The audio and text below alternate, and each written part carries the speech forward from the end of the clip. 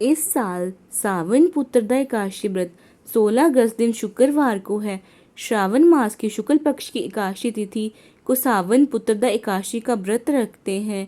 जो व्यक्ति संतान सुख से वंचित है, जिसे विवाह के काफ़ी समय बाद भी कोई संतान नहीं हुई है, उसे सावन एक पुत्रदा एकादशी का व्रत रखना चाहिए। पुरानी कथाओं के अनुसार सावन पुत्रदा एकादशी का व्रत और भगवान विष्णु की पूजा करने से संतान दोष मिटता है और संतान की प्राप्ति होती है। सावन पुत्रदा एकादशी की कथा इस प्रकार है। एक बार राजा युधिष्ठिर ने भगवान श्री कृष्ण से सावन शुक्ल एकादशी व्रत की महिमा के बारे में बताने का निवेदन किया। इस पर भगवान श्री कृष्ण ने कहा, इसे सावन पुत्रदा एकादशी के नाम से जानते हैं। जो लोग इस व्रत की कथा सुनते हैं उनको वाजपेय यज्ञ के समान पुण्य फल मिलता है। सावन पुत्रदा एकादशी की व्रत कथा कुछ इस प्रकार से है। एक समय में महिष्मती नगर पर राजा महिजीत का शासन था। राजा महिजीत ने कई वर्षों तक शासन किया। उसे कोई पुत्र नहीं था। पुत्र के ना होने के दुख से राजपाट में उसका मन नहीं लगता था। वह कहता था कि जिसका पुत्र नहीं होता है उसके लिए धरती और स्वर्ग दोनों ही कष्ट प्रदान करने वाले होते हैं, उसे सुख नहीं मिलता।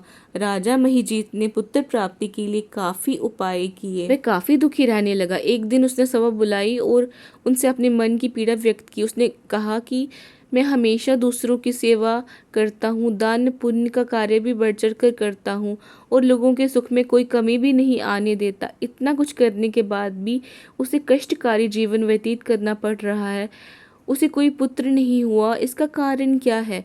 राजा महिजीत की दुख से प्रजा और मंत्रीगण भी दुखी थे। वह जंगलों में जाकर ऋषि और मुनियों से अपने राजा की पीड़ा बताते और उसके निवारण का उपाय पूछते। इसी क्रम में एक दिन वह लोमेश ऋषि के आश्रम में पहुंचे। उन्होंने लोमेश ऋषि को प्रणाम करके वहां आने का कारण बताया। उनकी बातें सुनने के बाद लोमेश ऋषि ने ध्यान लगाया और राजा के दुख का कारण जानना चाहा।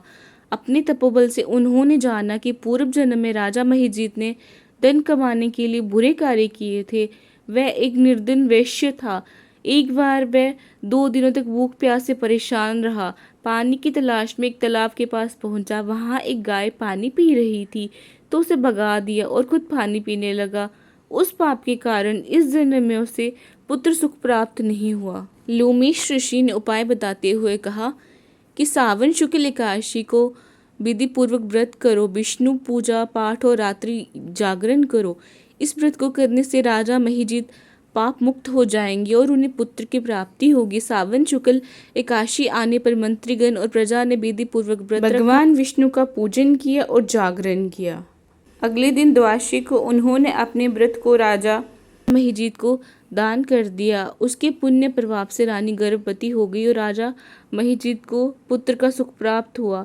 जो भी इस व्रत का विधि विधान से पालन करते हैं उनके पाप मिट जाते हैं, मोक्ष की प्राप्ति होती है और संतानहीन लोगों को संतान सुख मिलता है। जय श्री हरि। ओम नमो नारायणाय। भगवान विष्णु एवं माँ लक्ष्मी आपकी सारी मनोकामनाएं पूर्ण करें।